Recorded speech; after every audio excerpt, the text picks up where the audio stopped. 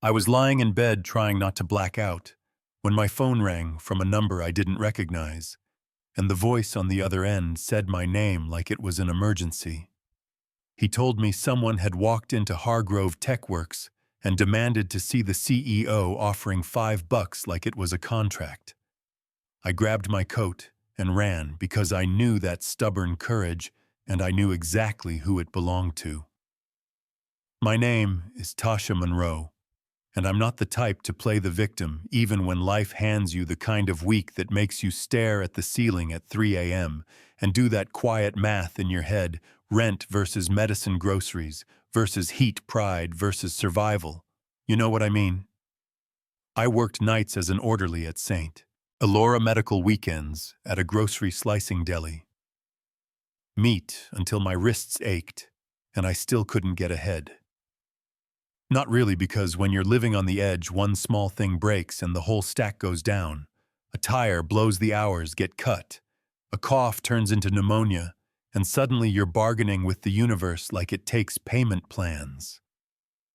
For months, my body had been sending me warning shots. Dizziness, joint pain that felt like gravel in my knees, fingers going numb, and I kept telling myself it was exhaustion, because exhaustion is cheaper than the truth. And then one night at the hospital, I folded right there in the corridor, like somebody unplugged me, and the ER doctor gave me that look people give when they're trying to be kind without saying the scary part out loud. He mentioned specialists' bloodwork scans, and every word sounded like a bill. I walked out with a prescription I couldn't fill, and a pamphlet about managing stress, which honestly felt like a joke, because stress management doesn't pay your deductible. The next morning, I was in bed with a blanket over my legs, trying to breathe through that deep, bone-level ache, and my 8-year-old Sage was moving around the apartment like a tiny grown-up, pouring cereal, checking the mail, peeking at me with those eyes that are too old for that face. I told her I was fine. I said it with a smile even, because moms do that. We hand out comfort like it's free, even when we're running on fumes, and she nodded, like she accepted it, but she didn't accept it. She just didn't argue, which should have scared me more than any tantrum. Our landlord, Mr.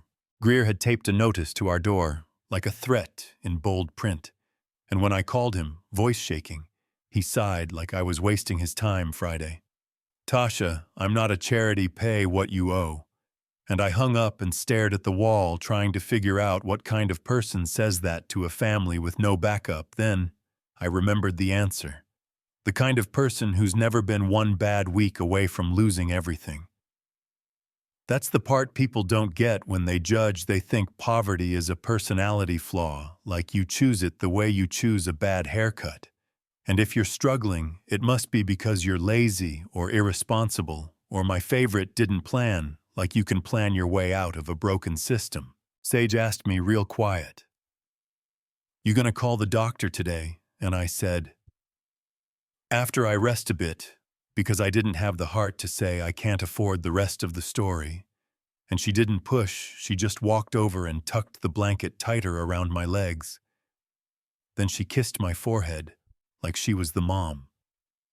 And that's when something inside me cracked, because no kid should feel responsible for keeping their parent alive.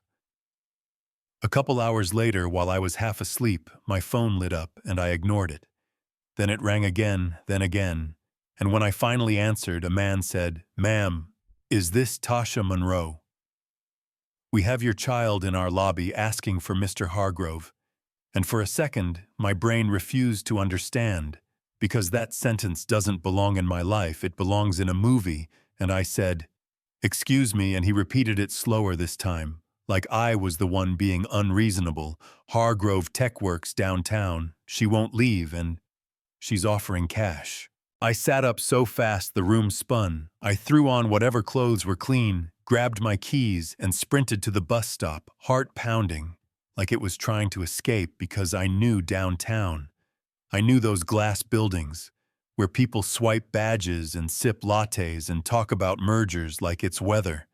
And I knew my kid had no business standing in that world alone.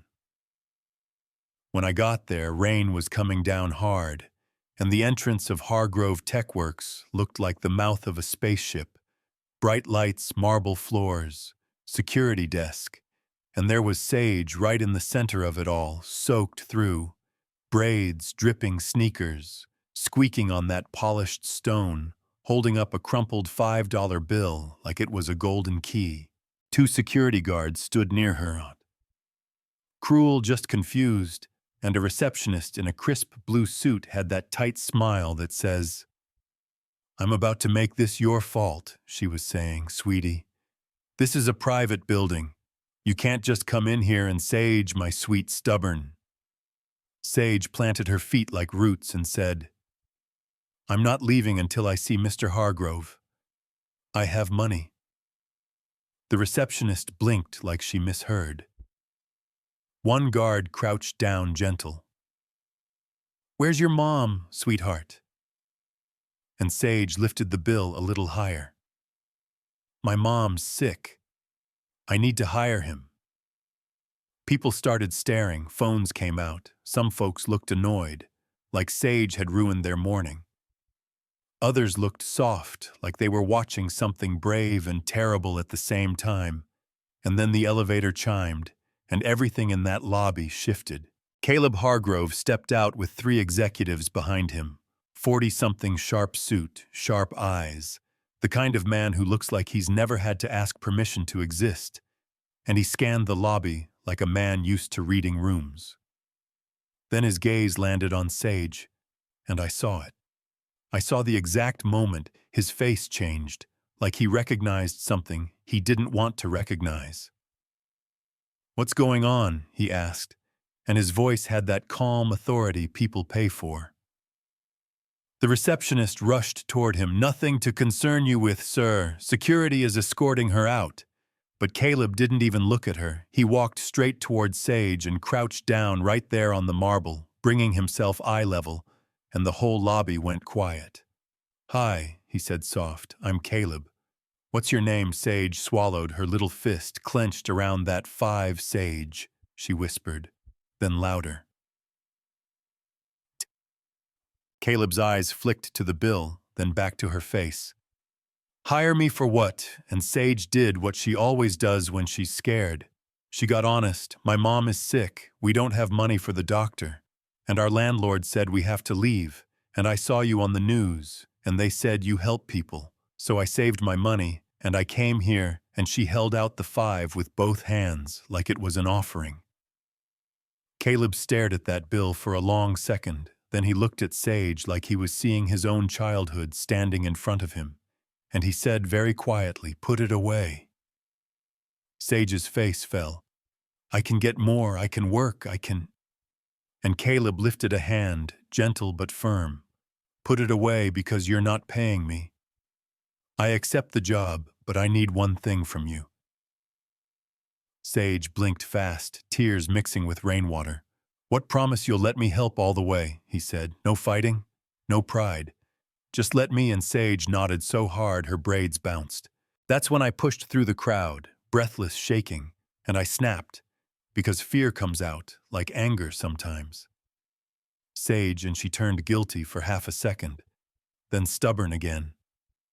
And I looked at Caleb Hargrove like he was a storm that had wandered into my life. "I didn't send her," I blurted. "I'm sorry, she shouldn't be here. I'll take her home right now." And the receptionist looked relieved, like order had been restored. But Caleb stood and looked at me with this strange calm, like he'd been waiting for me to arrive. "You're Tasha," he said, and I hated that he knew my name.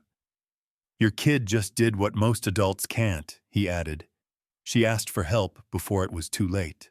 "We don't need charity," I said, "because that word tastes like humiliation when you've been judged your whole life." And Caleb nodded once like he respected the reflex. "Then don't call it charity, call it what Sage called it. A contract." He gestured toward the elevators. "Come to my office for 10 minutes.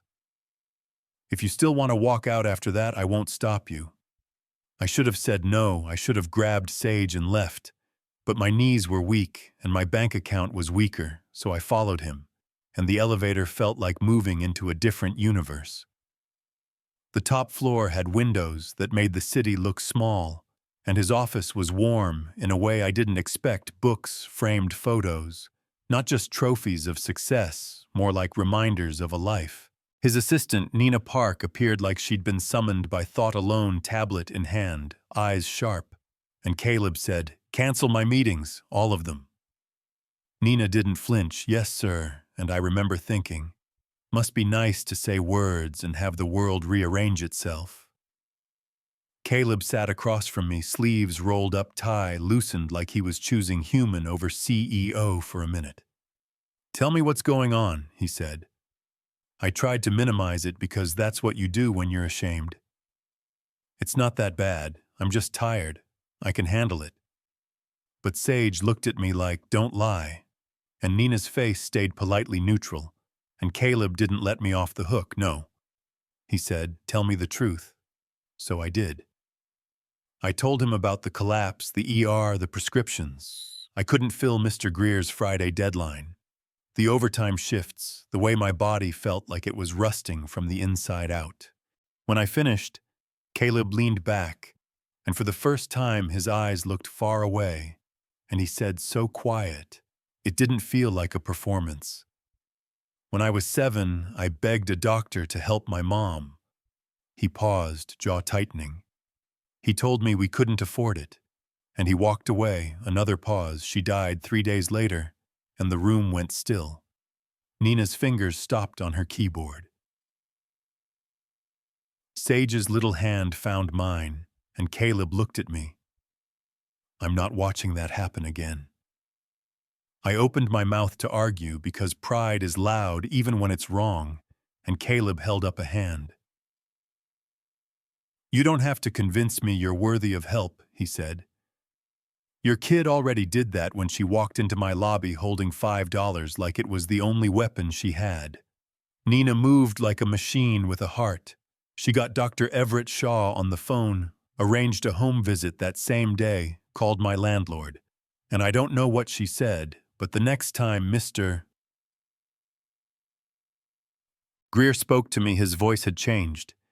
It had that tight politeness of a man who just realized he picked the wrong target. "We can work something out," he mumbled. "Yeah, that happened." Dr. Shaw came to my apartment with a leather bag that looked expensive. He examined me like I was a person, not a problem, and he said, "This looks autoimmune," and my stomach dropped, because I'd heard that word before, like it was a life sentence, but he added, "Treatable if we act now," and Caleb's voice from the doorway was steady, "We act now." Westbridge Medical Center admitted me immediately. No waiting room, no insurance interrogation. Nurses treated me with respect, and Sage sat by my bed doing homework, like her little brain was trying to hold the world together. Caleb showed up every day, not with flashy gifts, just presents, food, an extra phone charger, a quiet, "How are you really?" That made me want to cry, because nobody asks that when you're poor. They ask what you did wrong. When the test results came back, Dr. Shaw said, "We caught it early enough. Medication should control it. You can live a normal life," and I exhaled so hard I felt dizzy. Then I asked the question. I hate the one that always drags you back to reality. "How much?" And Caleb answered before anyone else could. "Handled." I shook my head. "You can't just..." And he cut me off gentle. "Yes, I can. And you're not going to spend your energy fighting the thing that keeps you alive." And I hated that he was right, because accepting help feels like surrender, when you've been taught your whole life that needing anything makes you weak. Weeks passed. My strength came back in small pieces. The swelling eased. The dizziness backed off. Sage started sleeping through the night again, and I realized something embarrassing. I hadn't heard her laugh in a while until then, and hearing it felt like oxygen. Then Caleb offered me a job, not a pity position, a real role in the company's community impact office salary benefits structure. And he said something that stuck with me. "You've lived the problems our programs claim to solve. That's not baggage, that's expertise." I accepted, terrified, because stepping into that building as an employee felt different than stepping in as someone who needed saving, and I was determined not to be anybody's charity poster. The first board meeting I attended, I walked into a conference room full of polished people with polished teeth, and I could feel the measuring happening, like they were scanning for cracks. A board member named Warren Pike, silver hair, expensive watch voice like cold coffee, waited until I finished presenting a pilot plan for rent bridges, job training partnerships, and emergency child care support. Then he leaned back and said, "This is a substantial budget, and given the unusual circumstances of your hire, we should discuss optics." That word optics hit like a slap, because it wasn't about the plan, it was about me, and I saw it clearly. He needed a villain, because if a poor woman climbs into a room like that and belongs there, it threatens the story people tell themselves about who deserves what. Caleb's jaw tightened, but he stayed quiet, and I realized in that second that if he defended me, I'd always be the woman the CEO defended. So I did something I didn't know I could do. I spoke before my fear could stop me. "Mr. Pike," I said, voice steady even though my hands were shaking under the table. "If you want to debate the program, debate the program. But if you're implying my medical crisis was a strategy to get close to the CEO, say it plainly so everyone can hear what you're accusing me of." The room went silent, the kind of silence that's a test. Warren's smile twitched. "I'm talking about investor perception." "Then stop feeding them garbage," I said, and I could hear my own bitterness sharp as glass. "Because the perception you're protecting is the one that says people like me are suspicious by default, that any help we receive comes with an asterisk, that we must be scheming, lazy, or grateful to the point of obedience." Someone shifted in their seat like they didn't like hearing it said out loud. I kept going because once you start telling the truth, it's hard to stop. The real risk is families collapsing because we wait until they're broken to offer support, and then we call them irresponsible for breaking. Caleb finally spoke, calm but firm. "Tasha doesn't report to me, HR. HR oversees her chain. Safeguards are in place now. Let's talk outcomes." And he looked at me. "Finish your presentation." So I did. I talked numbers, milestones, measurable exits from crisis, and by the end, even the skeptics had to admit it wasn't a sob story. It was a strategy.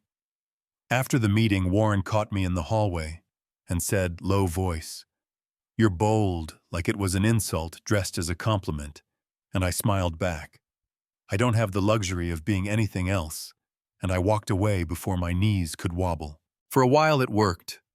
The program launched, families got help before the spiral, and I started feeling something I hadn't felt in years, stability, the kind that lets you exhale without fear.